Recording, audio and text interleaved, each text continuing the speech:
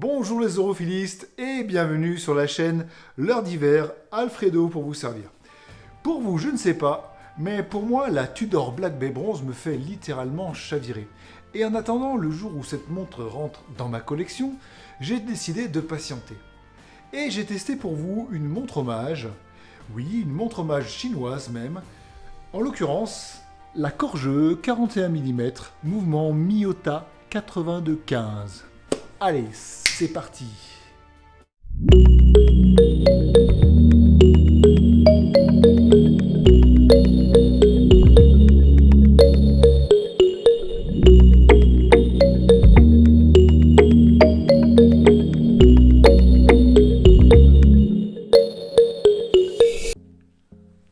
Alors on va pas faire un déballage, mais je vous montre juste les conditions dans lesquelles vous recevez votre Corjeux. C'est assez primaire, hein, une enveloppe voilà, de ce style-là. Ensuite, dedans, j'ai reconstitué à peu près comment je l'avais reçu. Donc dedans, on a un sac zippé pour vos montres ou vos produits congelés. Et puis, la montre est emballée dans du papier bulle. Voilà. Voilà comment est livré votre Corjeux. Donc, c'est pas super qualitatif. Je connais d'autres marques chinoises où on vous envoie votre montre dans une boîte. Que là, c'est un peu à la one again.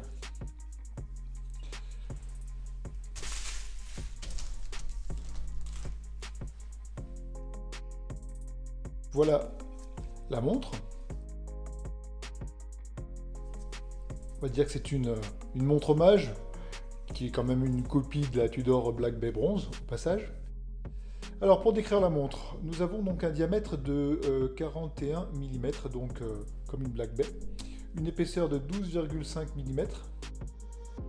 Ensuite, nous avons un cadran donc couleur cappuccino, coffee, comme ils disent, une lunette tournante en aluminium, couleur coffee aussi, un peu plus foncé même que le cadran.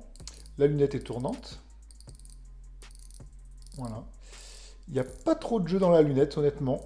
Par rapport à certaines autres montres, le jeu est tout à fait acceptable, voire quasiment inexistant. Donc ça, c'est un bon point.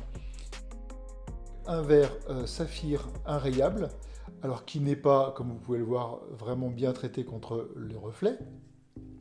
Ensuite, quand on fait le tour de la montre, c'est un hommage à la Black Bay Bronze, mais ce n'est pas du bronze, non. C'est de l'acier inoxydable 316L recouvert de laiton, avec une technologie qu'on appelle PVD, pour enduire en fait le métal de laiton et lui donner l'aspect d'un bronze. Mais ce n'est pas du bronze, effectivement. Au dos, on a donc un fond de boîte qui est en acier inoxydable. Elle est livrée avec un bracelet cuir qui tente d'imiter le bracelet Tudor. Dans l'idée, c'est pas mal. En revanche, dans la qualité et la réalisation, c'est pas très bon. Il faut dire les choses comme elles sont. C'est vraiment pas très quali du tout, du tout. Alors la boucle, c'est une boucle déployante, comme on peut retrouver effectivement sur la Black Bay.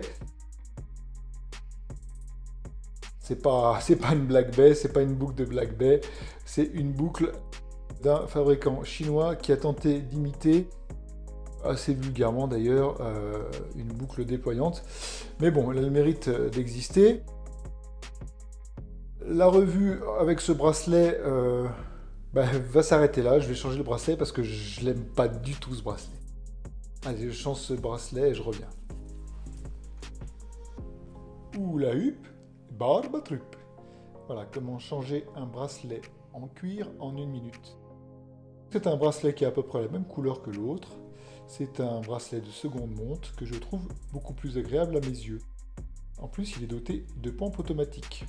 Et je trouve que ça va mieux à la montre. Ce boîtier a un entrecorne de 22 mm, ce qui permettra de monter un grand nombre de bracelets présents sur le marché, parce que c'est une taille assez standard aujourd'hui, 22 mm.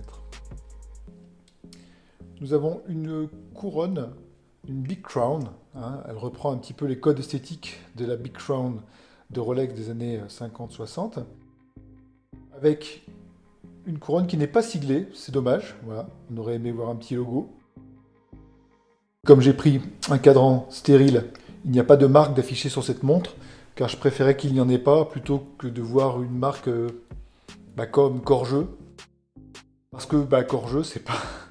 Je sais pas pour vous, mais Corjeux, moi je pense tout sauf à une montre. Cette montre Corjeux est une montre étanche. Elle est vendue pour être étanche à 100 mètres. En revanche, sur le cadran, vous pouvez voir qu'il est marqué étanche à 200 mètres. C'est juste pour imiter la Tudor Black Bay parce qu'elle est effectivement étanche. On peut nager avec, on peut faire du snorkeling, mais vous n'irez pas à 100 mètres et encore moins à 200 mètres. Focus sur le cadran qui reprend parfaitement le look des cadrans des Rolex des années 50-60 ou encore bien sûr le cadran de la Black Bay puisque elle-même s'inspire des Rolex des années 50 et 60. On retrouve donc les index cerclés, on retrouve le 369 typique et le triangle à midi, ainsi que la petite bille de Luminova sur la lunette à midi. Et puis les légendaires snowflakes, c'est-à-dire les aiguilles avec cette forme si particulière que l'on retrouve sur l'aiguille des heures et l'aiguille des secondes. Je trouve que l'imitation du cadran et des aiguilles de la Tudor Black Bay est assez bon. Les index cerclés ainsi que donc la bille de Super Luminova. Alors je dis Super Luminova, je pense pas que ça soit du Super Luminova, c'est en fait un produit luminescent qui est assez bon. C'est un point positif. Il est bien meilleur que certaines autres marques chinoises, mais c'est pas du Super Luminova. Au niveau du mouvement, nous avons quelque chose d'assez qualitatif puisque c'est Miyota qui fait le mouvement, référence 8215. Il faut savoir que derrière Miyota, c'est Citizen, qui fait donc des mouvements connus et reconnus, qu'on va trouver sur un grand nombre de marques de montres, y compris des montres françaises, figurez-vous. Vous avez le choix chez Corjeux de choisir en fait deux types de mouvements, le Miyota que je vous présente aujourd'hui, ou alors un autre mouvement d'une autre manufacture, et cette fois-ci une manufacture chinoise, qui s'appelle Seagull. Et Seagull fait des mouvements. Et il fait des mouvements plus ou moins qualitatifs, mais ils ont un savoir-faire parce que Seagull, il faut le savoir, a des origines suisses.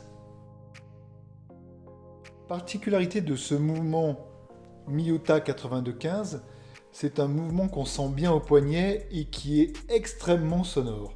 En fait, on entend bien la masse oscillante tourner dans le boîtier et des fois, ça capte votre attention. Je vais vous faire écouter.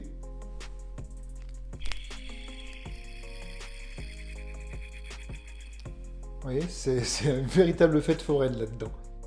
Sinon, le calibre, c'est un vrai tracteur, c'est solide, c'est fiable, c'est assez précis. On est de l'ordre d'une dérive de 25 à 40 secondes par jour, ce qui est tout à fait acceptable. Après, ce calibre-là, il peut être bien meilleur. Avec le réglage à l'emboîtage, on peut avoir un mouvement un peu plus précis.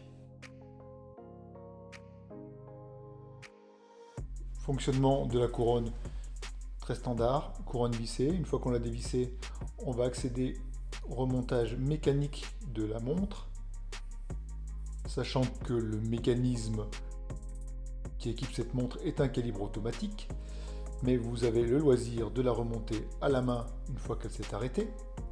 Donc en tirant un premier cran, alors on sent qu'il y a une adaptation du calibre puisqu'il devait y avoir une date à l'origine sur ce mouvement qui n'apparaît pas effectivement sur cette montre hommage parce que quand on rend hommage à une Tudor Black Bay, pas de date.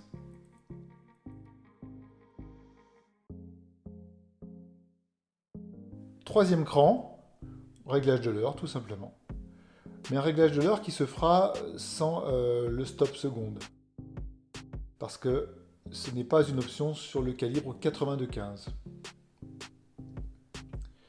Et après, on repousse et on revisse. Quand vous portez cette corjeux, vous avez une assez bonne idée de ce que donnerait une Black Bay à votre poignet.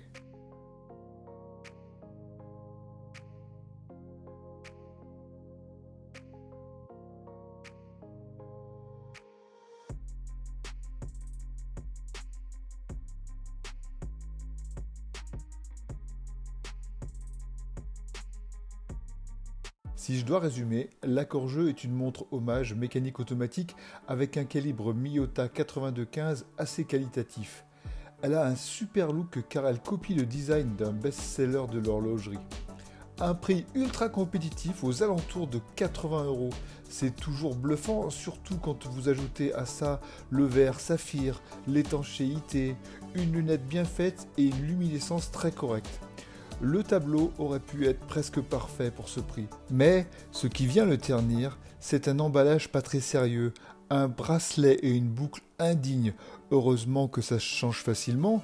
Vous pourrez ainsi monter un atto pour donner le look des Tudors de la Marine nationale par exemple. Voici un petit tableau récapitulatif des points positifs et des points négatifs de cette montre hommage Corjeux.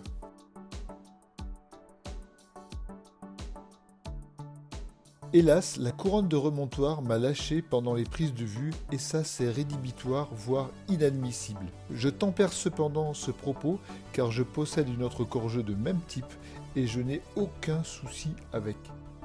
Mais cela met peut-être en lumière une qualité de fabrication fluctuante d'une série à l'autre et je pense même que c'est une erreur de jeunesse de ce fabricant. Cela arrive même aux manufactures les plus sérieuses.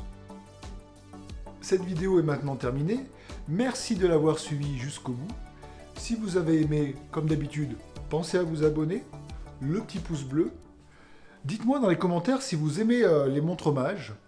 Et puis partagez cette chaîne ou cette vidéo avec votre famille, vos amis, vos copains, même vos ennemis, mais partagez. On se dit à bientôt pour une prochaine vidéo. À tantôt.